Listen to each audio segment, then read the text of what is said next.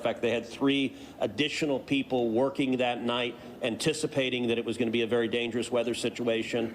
I also think it's worth noting that the National Weather Service Union, which has been very critical of the DOGE cuts, has publicly said that they don't believe that the reduction in staffing had any impact whatsoever on their ability to warn of this event. And so, look, I think it is reasonable over time to engage in a retrospective and say at every level what could have been done better, because all of us. Yeah, no, it's good. It's good actually that we actually had key roles that were vacant. Like there were people that took the retirement plan, the accelerated retirement plan, and the government did that specifically so that there were less people in these positions.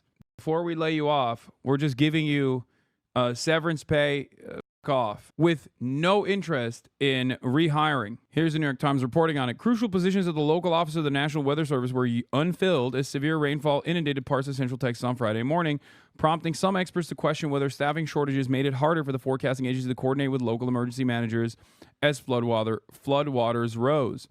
Texas officials appeared to blame the Weather Service for issuing forecasts on Wednesday that underestimated how much rain was coming. But former Weather Service officials said the forecasts were as good as could be expected, given the enormous levels of rainfall and the storm's unusually abrupt escalation. The staffing shortages suggest a separate problem, those former officials said. The loss of experienced people who would typically have helped communicate with local authorities in the hours after flash flood warnings were issued overnight.